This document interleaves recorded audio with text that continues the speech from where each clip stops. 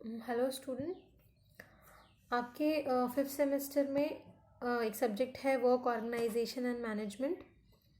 तो ये उसका फर्स्ट लेक्चर है और सब्जेक्ट स्टार्ट करने से पहले इस सब्जेक्ट का एक छोटा सा इंट्रोडक्शन ले लेते हैं।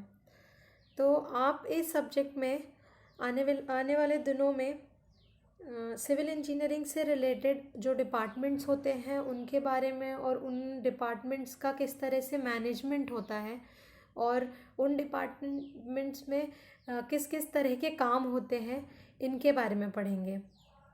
इसके साथ ही आप पढ़ेंगे कि किस तरह से डिपार्टमेंट्स में जो काम होता है उसमें कौन से व्यक्तियों का इन्वॉल्वमेंट होता है और काम को किस किस तरीके से किस किस प्रोसीजर से गुज़रना पड़ता है। तो इसी के साथ अब स्टार्ट करते हैं। तो ये आपका पहला लेक्चर है, तो बेसिक से स्टार्ट होगा। तो पहला लेक्चर है पीडब्ल्यूडी का संगठन एवं उसके कर्मचारियों के कार्य।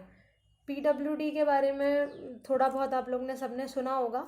तो पहले पीडब्ल्यूडी के बारे में बात करने से पहले संगठन के बारे में बात करते हैं। तो संगठन क्या होता है?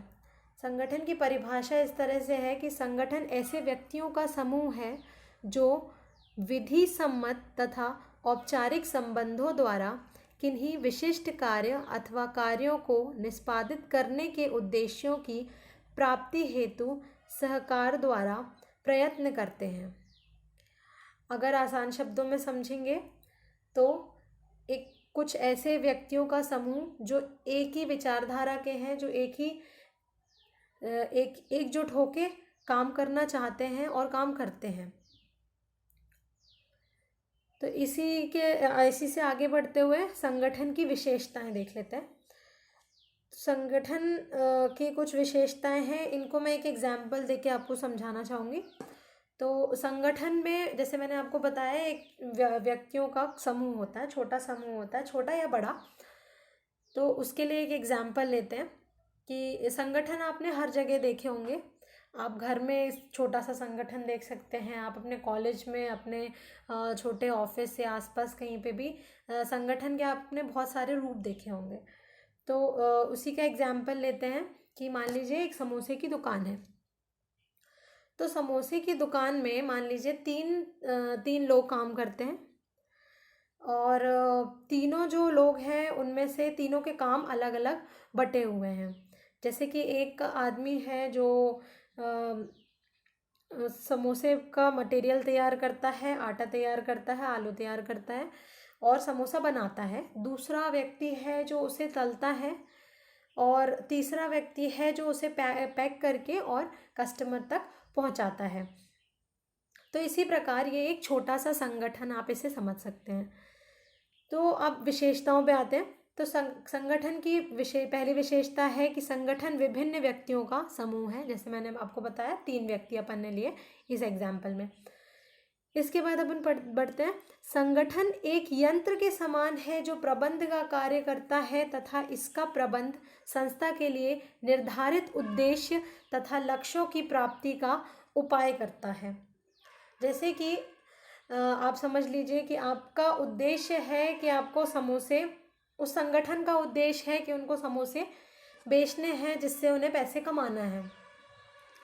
तो जब तक उस संगठन में समोसे बनेंगे नहीं या तलेंगे नहीं या पैक नहीं होंगे तब तक वो उद्देश्य पूरा नहीं होगा या उसका लक्ष्य पूरा नहीं होगा। तो संगठन एक यंत्र की तरह से काम करेगा उस उद्देश्य और लक्ष्य की प्राप्ति के लिए। अगले में आते हैं। संगठन में व्यक्तियों तथा उनके अधिकारों को स्पष्ट रूप से परिभाषित किया जाता है। संगठन की विशेषता ये इसीलिए भी है क्योंकि अगर आपको अपने कार्यों का या अधिकारों का स्पष्ट रूप से ज्ञान नहीं होगा तो संगठन जो है वो सुचारू रूप से चल नहीं पाएगा। जैसे कि अगर किसी को पता नहीं है कि तलने से पहले आलू को समोसे के अंदर भरना है और या ये नहीं पता है कि जब तले जाएंगे उसके बाद ही पैक होके दिए जाने हैं, तो इसका मतलब है कि हर किसी को अपना अपना कार्य पता होना चाहिए। हर एक व्यक्ति को पता है कि मुझे पहले समोसे बनाने हैं, तब तलने वाला उसको तलेगा और तब जो पैकेट में रख के उसको आगे दे रहा है कस्टमर को, वो कर पाएगा। इसके बाद आते हैं, संगठन जो है वो सार्वभौमिक होता है। सार्वभौमिक का मतलब है यूनिवर्सल, सब जगह आपको देखने मिलता है, हर छोटे बड़े रूप में। मैंने आपको एग्जाम्पल देके बताया। संगठन में समस्त स्तरों पर कार्यरत व्यक्तियों के उत्तरदायित्व का निर्धारण किया जाता है। जैसे कि उनके अधिकारों का स्पष्ट रूप से परिभाषित किया जाता है, उसी तरह से उनके उत्तरदायित्व को का निर्धारण भी किया जाता है। इसके साथ ही पूर्ण समूह कर्मकारी नेतृत्व के रूप में संगठित होकर कार्य करता है। इसका भी एग्जाम्पल है कि जैसे कि आपको पता है कि 5 बजे कस्टमर समोसे लेने के लिए आएंगे, तो उस हिसाब से जो समोसे बनाने वाला होगा वो 2 या 3 बजे आके पहले से सब मटेरियल तैयार करेगा उसका। और जो तलने वाला होगा वो भट्टी जला के उसमें कढ़ाई रखेगा, तेल गरम करेगा। तो सबके अपने अपने एक प्रोसीजर होंगे जिसके तहत वो समोसा लास्ट में पैक करके कस्टमर को देंगे। तो वो सभी एक नेतृत्व के साथ काम करेंगे। इसका मतलब है सभी एक ऑर्डर फॉलो करेंगे कि मेरे बाद ये काम होना चाहिए और इसके बाद ये काम होना चाहिए। एक नेतृत्व के रूप में पूरा संगठन काम करेगा या उस पे नेतृत्व हो रहेगा। इसके बाद यह एक क्रियात्मक तथा उद्देश्य को प्राप्त करने में सहयोग देने वाली विचारधारा है, जैसे मैंने आपको बताया। अब आगे आते हैं। तो सिविल इंजीनियरिंग कार्य करने के लिए बहुत सारे विभाग, या आप बोल सकते हैं बहुत सारे ऐसे छोटे या बड़े संगठन बनाए गए हैं। तो उनमें से कुछ संगठन मैंने यहाँ पे दिखाए हुए हैं। जैसे कि पहला है केंद्रीय लोक निर्माण विभाग, जिसमें 2 विंग होती हैं, एक भवन एक पथ, जिसको बोलते हैं ब्रिज एंड रोड। इसके बाद होता है सिंचाई विभाग, जिसको आप लोग आगे अब उसका नाम चेंज करके WRD या वाटर रिसोर्स डिपार्टमेंट कर दिया गया है। उसके साथ है लोक स्वास्थ्य यांत्रिकी विभाग, नलकूप विभाग, सेना इंजीनियरिंग सेवा।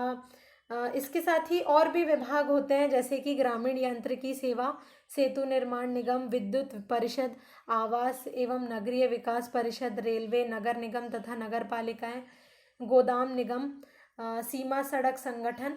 इस तरह से बहुत सारे संगठन मिलके सिविल इंजीनियरिंग के कार्य को करते हैं।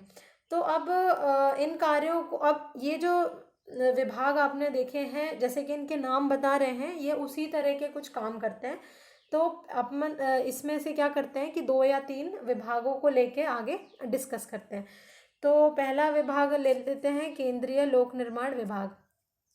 केंद्रीय लोक निर्माण विभाग जो है वह केंद्रीय शासन के विभिन्न विभागों की आवश्यकता अनुसार भवन, सड़कों, पुलों जैसे समस्त प्रकार के सिविल इंजीनियरिंग कार्यों के निर्माण एवं समुचित रखरखाव के उत्तरदायित्व को वहन करने वाली एक प्रमुख संस्था है।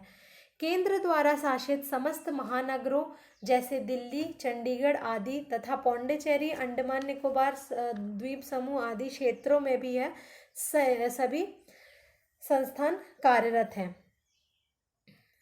तो इसके साथ आप देखेंगे कि जैसे स्लाइड में लिखा हुआ है कि भवन, सड़कें, गलती से ये फूलों लिख गया है, ये पुलों हैं।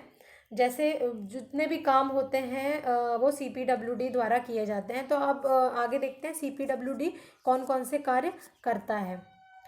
तो इस स्लाइड में आपको थोड़ा छोटा दिख रहा होगा, तो आप जब वीडियो देखेंगे तो आप इसको जूम करके भी पढ़ सकते हैं।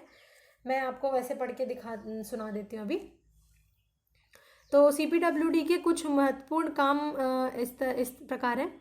पहला तो रेलवे, संचार, परमाणु ऊर्जा, रक्षा सेवाएं, अखिल भारतीय रेडियो, दूरदर्शन एवं हवाई अड्डे के लिए जो केंद्र सरकार के गैर आवासीय भवनों के डिज़ाइन, निर्माण और रखरखाव का जो काम है वो CPWD के अंतर्गत आता है। आवासीय आवास का निर्माण और रखरखाव केंद्र सरकार के कर्मचारियों के लिए किया जाता है, इसलिए ये जो कार्य है वो CPWD के अंदर आता है। सेंट्रल पुलिस ऑर्गेनाइजेशन यानी CRPF, CISF, BSF और टीबीपी के साथ साथ सीआरपीएफ और सीआईएसएफ की संपत्तियों के रखरखाव का काम भी सीपीडब्ल्यूडी को सौंपा गया है। तो यह वह संस्था है जो पूर्ण तरह सीमा सुरक्षा बल के अधीन नहीं है, या सैनिक संगठन के अधीन नहीं है। जो सैनिक संगठन भारतीय सैनिक संगठन है उसके जो अधीन चीज़ें हैं वो मिलिट्री इंजीनियरिंग सर्विसेज के अंदर आ जाती हैं। तो उसके अलावा जितनी भी ये सब जो अर्धसैनिक बल हैं उनके जो कार्य, उनके जो भवन या उनके जो बैरकों या परेड या खेल मैदानों का जो निर्माण या रखरखाव होता है वह सीपीडब्ल्यूडी द्वारा किया जाता है। इसके साथ ही मंत्रिमंडल सचिवालय यानी एसएसबी या एसआईबी आदि के तहत प्रतिष्ठानों का जो निर्माण है उसका कार्य भी सीपीडब्ल्यूडी द्वारा किया जाता है। इसी तरह और भी इसके कार्य लिस्टेड हैं, आप पढ़ सकते हैं इस स्लाइड में। आगे बढ़ते हैं इसके साथ। अब नेक्स्ट विभाग है पीडब्ल्यूडी, जिसको बोलते हैं लोक निर्माण विभाग। अब मध्य प्रदेश के बारे में अगर बात करेंगे तो मध्य प्रदेश में, अच्छा, ये पीडब्ल्यूडी के दो विंग होते हैं, एक ब्रिज एंड रोड, लेकिन इसको मिला के अब मध्य प्रदेश में एक ही विंग, एक डिपार्टमेंट कर दिया गया है जिसे लोक निर्माण विभाग या पीडब्ल्यूडी एक साथ कहा जाता है। तो लोक निर्माण विभाग जो है इसके अंदर जो शासकीय कार्यालय, जितने भी शासकीय कार्यालय हैं जो राज्य के अधीन हैं, उनका निर्माण या आवासों का निर्माण, ये सब जो है वह पीडब्ल्यूडी द्वारा किया जाता है। लोक निर्माण विभाग द्वारा भविष्य में उत्पन्न होने वाली आवश्यकताओं को ध्यान में रखते हुए अग्रिम योजना भी तैयार की जाती है कि जैसे कि आपके सिटी में मान लीजिए आपकी जो सिटी है वो बढ़ने वाली है और वहाँ पे कोई कोर्ट बनने वाला है, या कोई कोर्ट मतलब डिस्ट्रिक्ट कोर्ट या आगे हाई कोर्ट या ऐसे कोई कोर्ट बिल्डिंग बनने वाली है, तो उस बिल्डिंग का निर्माण भी जिसके अंतर्गत आता है या जिसकी तैयारी की जाती है तो वो पीडब्ल्यूडी उसका प्लानिंग करते हैं। तो लोक निर्माण विभाग द्वारा शोध एवं विकास हेतु सस्ती तथा सुलभ तकनीकों का विकास भी किया जाता है। तो पीडब्ल्यूडी के अंतर्गत बहुत सारी प्रयोगशालाएं और कार्यशालाएं खुली हुई हैं जिनमें शोध किए जाते हैं ताकि जितना भी विकास में आप भागीदारी दे पाएँ, जिसमें सस्ती और सुलभ तकनीकों का उपयोग हो सके। इसके साथ साथ पर्यावरण संबंधी सुधार हेतु कार्य भी विभाग द्वारा किए जाते हैं, जैसे कि रोड जो बनती है उसके किनारे पौधे लगाना या शहरों में उद्यानों का निर्माण करना, ऐसे कुछ इसके कार्य होते हैं। तो विभाग में विभिन्न भवनों तथा मार्गों के निर्माण हेतु उनके अभिकल्पन तथा विस्तृत आलेखन आदि का कार्य भी किया जाता है। अब इसके लिए अलग अलग इकाई भी बन गई हैं। अब जैसे एक पीआईयू आपने सुना होगा, प्रोजेक्ट इम्प्लीमेंटेशन यूनिट है। तो जो अपने पवई वाली कॉलेज की बिल्डिंग है वो भी पीआईयू ने ही बनाई है। तो उसका आप सोच सकते हैं कि किस तरह से उसने पहले उसका प्लानिंग की होगी, उसके बाद उसकी डिज़ाइन की होगी और उसके बाद उसका कार्य, उसका सिविल इंजीनियरिंग कार्य स्टार्ट करवा के उसको खड़ा किया होगा। तो पीडब्ल्यूडी में ही एक विंग है या उसका सब पार्ट है पीआईयू ना। इसके आगे बढ़ते हैं। तो ये लोक निर्माण विभाग का संगठन का एक रेखा चित्र है, मतलब इसमें कौन कौन से लोग किस किस तरह से काम करते हैं। तो पहला तो मंत्रालय से जो मंत्री होते हैं इस विभाग के, वो हेड होते हैं, जो कि विभागीय सचिव के द्वारा इस पूरे जो डिपार्टमेंट है उस पर नज़र रखते हैं। तो इसके लिए जब आप देखेंगे तो इसमें इस विभागीय सचिव जो है वो पहले क्या होता था कि जो प्रमुख अभियंता होते थे प्रमुख जो प्रशासकीय कर्मचारी होते थे उन्हें विभागीय सचिव बनाया जाता था। लेकिन क्योंकि ये जो डिपार्टमेंट है ये सिविल इंजीनियरिंग या इंजीनियरिंग से रिलेटेड डिपार्टमेंट है, तो इसके बाद अब इसमें कुछ सुधार किए गए हैं और इसमें अब तकनीक विद्वानों को भी विभागीय सचिव के पद को दिया जाता है। इसके बाद आता है प्रमुख अभियंता। इसके बाद प्रमुख अभियंता के नीचे 3 या 4 डिपेंड करता है कि आपका जो राज्य है वो कितना बड़ा या कितना छोटा है, उस हिसाब से मुख्य अभियंता होते हैं। तो इसमें मुख्य अभियंता होते हैं जो कि अलग अलग क्षेत्र, परियोजना या फिर अनुसंधान या विकास के कार्यों को करते हैं। इसके साथ ही एक मुख्य वास्तुविद भी होता है। वास्तुविद मतलब होता है आर्किटेक्ट, जो कि किसी भी डिज़ाइनिंग या किसी भी किसी भी सिविल इंजीनियरिंग वर्क का डिज़ाइनिंग और ड्राइंग करता है। ठीक है, इन्हीं जो मुख्य अभियंता होते हैं, किसी भी एक मुख्य अभियंता की, जैसे मैं बता रही हूँ, परिक्षेत्र मुख्य अभियंता के अंडर अधीक्षण यंत्री काम करते हैं, जो कि मंडल, योजना, रूपांकन या गुणवत्ता चार विंग्स में काम कर सकते हैं। तो इसी प्रकार जैसे जैसे इनके विंग होंगे वही यह काम करते हैं। जैसे कि रूपांकन का मतलब होता है कि डिज़ाइनिंग या ड्राइंग जो आगे सिविल इंजीनियरिंग काम होने वाला है उसकी करेंगे। तो इसके अंडर होते हैं कार्यपालन यंत्री, जो कि संभाग के लेवल पे बैठते हैं और वो गुणवत्ता का ध्यान, कुछ कार्यपालन यंत्री हैं जो सिर्फ गुणवत्ता के ध्यान रखते हैं, कुछ जो आयोजना बनाते हैं, और कुछ रूपांकन, फिर से कार्यपालन यंत्री जो है वो रूपांकन का ध्यान रखते हैं। अब मान लीजिए जैसे गुणवत्ता की अपन बात करें तो उसके नीचे उपसंभाग में कुछ बैठते हैं, जिनके कुछ कर्मचारी या अधिकारी बैठते हैं जो कि सर्वेक्षण, निर्माण और संधारण का काम करते हैं। और इसी उपसंभाग के बाद प्रशाखा में बदल दिया, मतलब उसका जो और सब डिवीजन है वो प्रशाखा या प्रखंड जिसको आप बोलेंगे, जिसमें उपयंत्री और उसके ऊपर जो रहते हैं वो सहायक यंत्री रहते हैं। तो उपसंभाग में आपके कार्यपालन यंत्री काम करते हैं।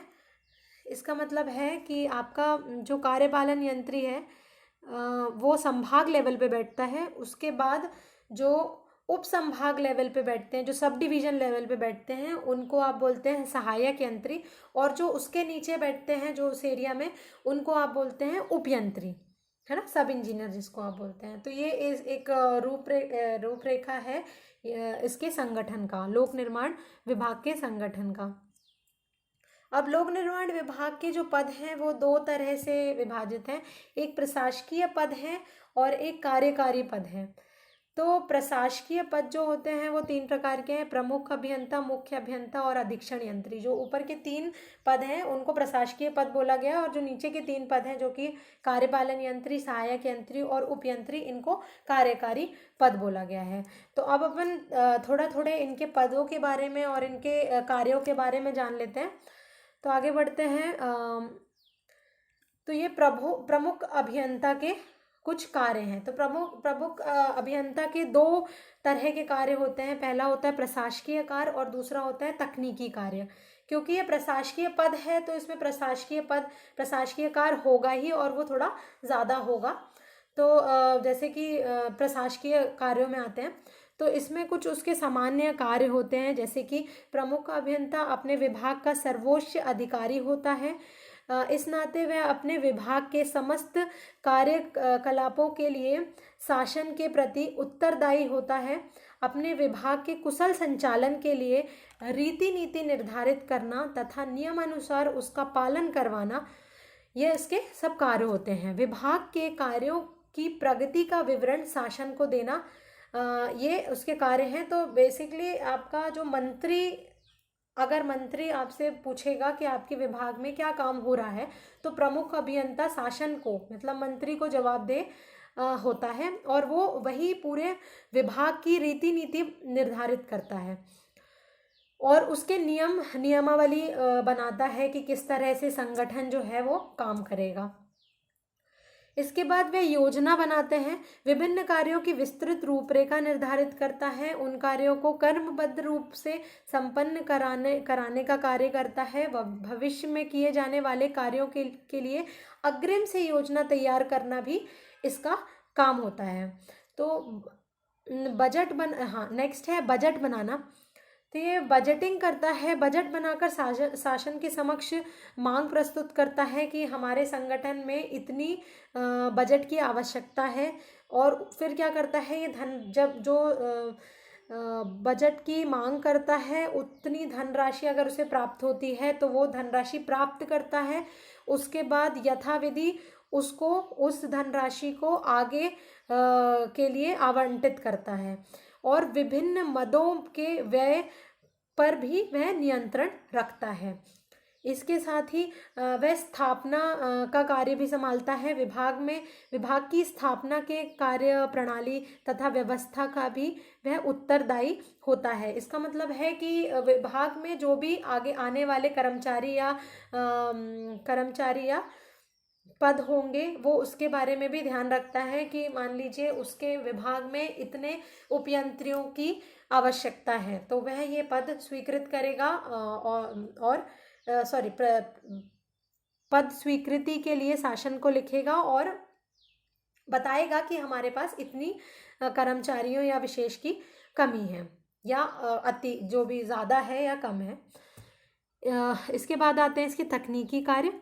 तो तकनीकी कार्य में भी इसके कुछ सामान्य कार्य होते हैं, जैसे कि शासन को समस्त तकनीकी मामलों पर परामर्श देना। अब जैसे कि पीडब्ल्यूडी की बात हो रही है तो मैं एक एग्जांपल देके बताऊंगी कि मान लीजिए कि कहीं पे भी कोई भी एक नेशनल हाईवे या कुछ कोई रोड बननी है या कोई ब्रिज बनना है बड़ा सा, तो उसको शासन को बताना कि यहाँ पे ये ब्रिज बनना क्यों ज़रूरी है और ये ब्रिज बनने से कितनी प्रॉब्लम्स आपकी सॉल्व हो सकती हैं, और ये ब्रिज जब बन जाएगा तो उसमें लागत या उसमें जो क्या क्या चीज़ें घट सकती हैं, इन सब की जो जानकारी है वह शासन को देता है। तो संपूर्ण प्रदेश में विभिन्न परियोजनाओं में चल रहे कार्यों का भी ये निरीक्षण करता है। तो जो भी जो परियोजनाएं चल रही हैं, जैसे कि अब बहुत सारी परियोजनाएं चलती रहती हैं, अब पीडब्ल्यूडी के अंतर्गत भी बहुत सारी परियोजनाएं चलती हैं, तो उसके अंतर्गत जो भी निरीक्षण का कार्य है वो ये करता है। उसके बाद प्राक्कलनों की जांच करता है। प्राक्कलनों मतलब होता है एस्टिमेट की जांच करता है और उसको तकनीकी स्वीकृति देता है।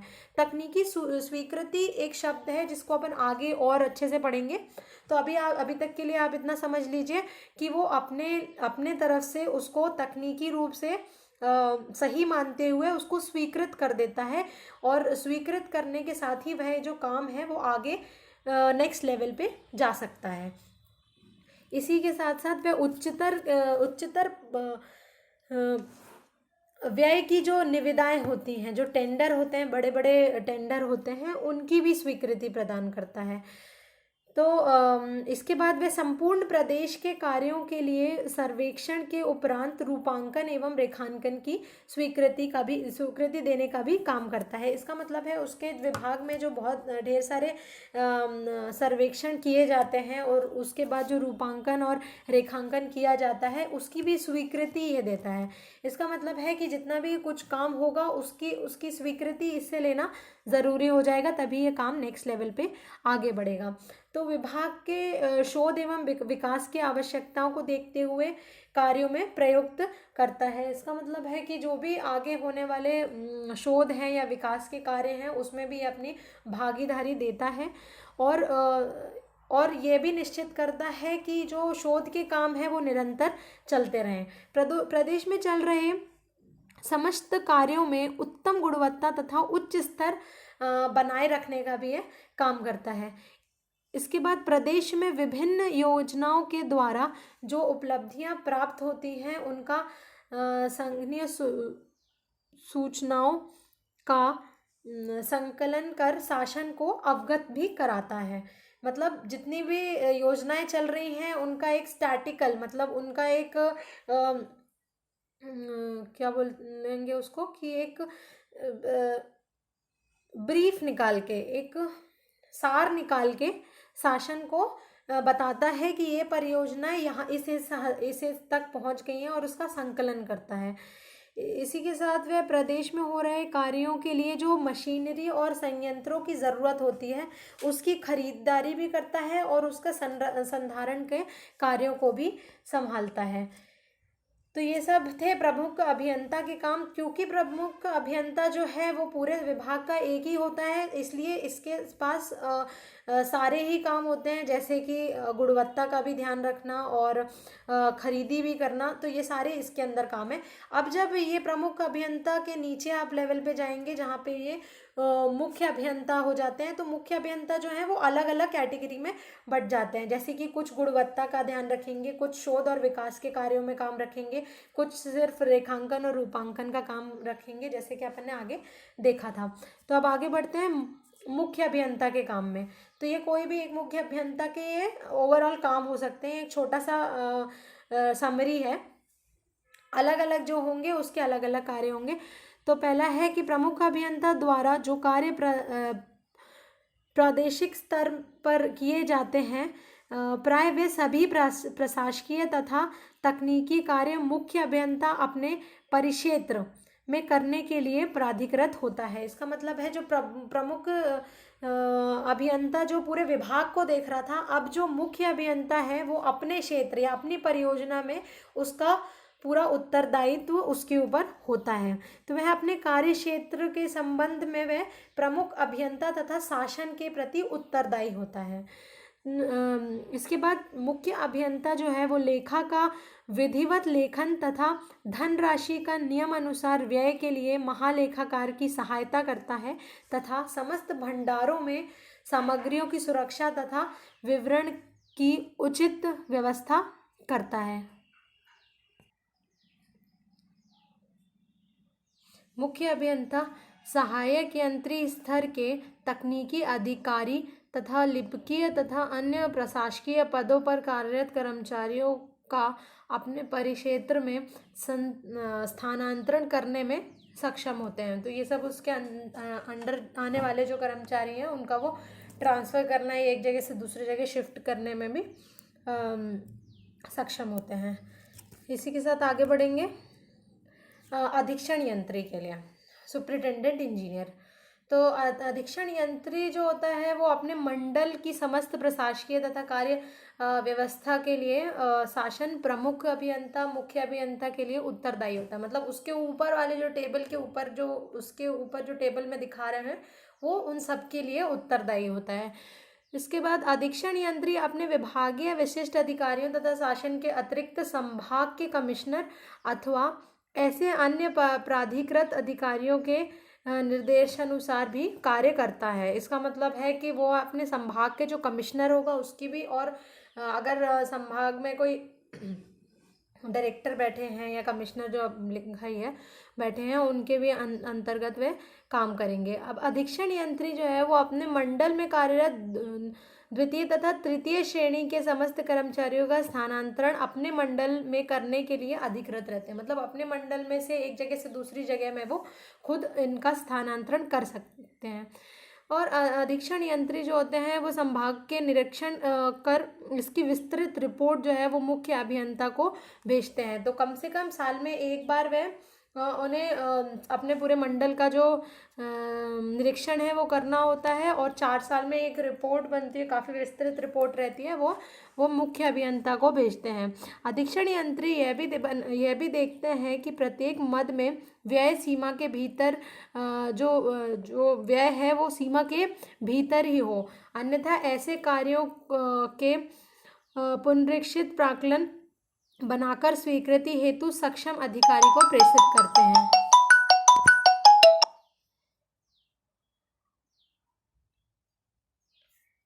इसी के साथ साथ अधीक्षण यंत्री जो है वो अपने मंडल में कार्यों को करने के लिए दर सारणी का भी निर्धारण करते हैं तथा प्रकाशन कराते हैं। इसका मतलब है कि उसके मंडल में जो भी कर्मचारी या विशेष काम करने वाले हैं उनको किन दरों पे उसे रखना है। कुछ आपने देखा होगा कि कुछ डेली वेजेस वाले लोग रहते हैं, कुछ कॉन्ट्रैक्ट बेसिस पे रहते हैं, तो उन सबको रखने के लिए जो एक दर सारणी बनती है उसका निर्धारण और प्रकाशन जो है वो अधीक्षण यंत्री के द्वारा किया जाता है।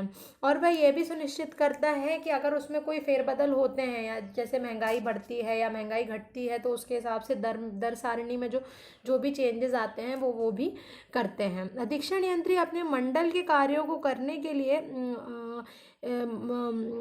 जो दर सारणी है उसको पुनरीक्षित तथा परिवर्धित भी कर देते हैं। इसके साथ ही जो ठेकेदारों द्वारा दी गई निविदाओं की उच्च दरों पर जो स्वीकृति होती है वह भी आरक्षण यंत्री करता है, तथा समय वृद्धि तथा उनके अनेक प्रकार के जो विवादों का जो निपटारा है वो भी आरक्षण यंत्री के द्वारा ही किया जाता है। इसके अलावा वह एस्टीमेट पर तकनीकी स्वीकृति भी प्रदान करता है। अब देखिए, जैसे मैंने प्रमुख यंत्री का भी बताया और मुख्य यंत्री का भी बताया, अब अधीक्षण यंत्री भी तकनीकी स्वीकृति करता है। तो ये एक प्रोसीजर रहता है कि एक स्वीकृति के बाद आपको दूसरी स्वीकृति लेनी पड़ेगी, तो ये नीचे से ऊपर की तरफ बढ़ते हैं। तो पहले आपको नीचे के अधिकारियों से स्वीकृति लेनी होती है और वो ऊपर तक चल के जाती है, और जब ऊपर वाला स्वीकृति दे देता है तब वो जाके पूर्ण स्वीकृति के रूप में सामने आती है। इसी के साथ आगे बढ़ेंगे। तो इसके साथ जो आपने और आगे देखे थे कि कार्यपालन यंत्री, सहायक यंत्री, उपयंत्री, तो इन सब के भी कुछ इसी तरह से उत्तरदायित्व और कार्य होंगे। तो उनको आपको क्या नाम है, अपने असाइनमेंट कॉपी में लिखना है। और ये आपको मैंने बुक की जो फ़ोटोज़ प्रोवाइड करवाई हैं उसमें आपको ये आसानी से मिल जाएंगे। बाकी ये जो हेडिंग्स दी हुई हैं वो उसी हेडिंग में बुक में भी दिए हुए हैं, तो आप उसमें से आराम से लिख सकते हैं। अच्छा, जब आप इनको लिखेंगे तो कोशिश करिएगा कि जो बुक में लिखा है वही के वही नहीं लिखें, बल्कि जैसे मैंने इससे पहले आपको जो स्लाइड्स में दिखाया हुआ है कि पॉइंट्स बना के उनके कार्य को दर्शाएं कि कार्यपालन यंत्री ये काम करते हैं। तो इसके कार्यपालन यंत्री के भी 2 कार्य होंगे, प्रशासकीय कार्य होगा, एक तकनीकी कार्य होगा। तो इसी तरह से आप 2 हेडिंग के अंदर सभी के कार्य लिख सकते हैं। इसके बाद आता है उपयंत्री। अच्छा, उपखंड में उपयंत्री जो रहता है वही काम करता है। तो इसके बाद उपखंड में उपयंत्री के साथ साथ और भी लोग कार्य करते हैं जो बाकी कार्यालय चलाने के लिए कार्यालय चलाने के लिए उपयोगी रहते हैं। तो उन व्यक्तियों का भी आपको लिखना है। तो उसके लिए आपको क्या करना पड़ेगा कि पहले पता लगाना पड़ेगा कि कार्यालय में और कौन कौन से व्यक्ति काम कर रहे हैं। तो उसके लिए आपके किताब में भी दिया हुआ है वैसे, तो उससे देख के आप लिख सकते हैं। इसके साथ ही हाँ, मैं एग्जाम्पल दे देती हूँ। जैसे कि उपखंड लिपिक होते हैं, सहायक उपखंड लिपिक होते हैं, द्वितीय श्रेणी लिपिक होते हैं, भंडारी होते हैं, है ना, ये सब लोग होते हैं। कुछ ड्राफ्टमैन या फिर चित्रकार जिनको बोलते हैं, मानचित्रकार जिसे बोलते हैं, तो ये सब लोग होते हैं। तो इनके बारे में आपको इसमें लिखना है 4th पॉइंट में। और जो 5th पॉइंट है उसमें आपको लिखना है जो उपयंत्री के अंडर जो श्रमिक आते हैं, जैसे कि राजगीर हो गया, नलकार हो गया, या फिर पंप चालक हो गया, चौकीदार हो गया, जो ये सब हैं, ये करीब आपकी बुक में जितने दिए हुए हैं उसके हिसाब से 9-10 दिए हुए हैं बुक में। तो उन सब की ड्यूटीज़ लिखनी है, तो बहुत सारा नहीं लिखना है असाइनमेंट में। तो ये जो लास्ट में जो श्रमिक वाली ड्यूटी लिखनी है, तो इसमें अगर जैसे 9 या 10 लोगों के बारे में आपको लिखना है तो शॉर्ट में लिखना है, बहुत ज़्यादा अपने को बड़ा नहीं करना है, छोटा छोटा लिखना है, ताकि जब आप ये असाइनमेंट आपके शॉर्ट नोट्स बन जाएंगे, जब आप आगे एग्ज़ाम के लिए पढ़ेंगे तो आप इससे पढ़ के और पूरे चैप्टर को रिवाइज कर पाएंगे। तो इसी के साथ अपना लेक्चर 1 ख़त्म होता है। अब नेक्स्ट लेक्चर के लिए मैं आपको नेक्स्ट वीडियो बना के सेंड करूँगी, और तब तक के लिए असाइनमेंट 1 आप सबमिट करेंगे, और मैं डेट जो है वो आपको व्हाट्सएप ग्रुप में दे दूँगी। Thank you.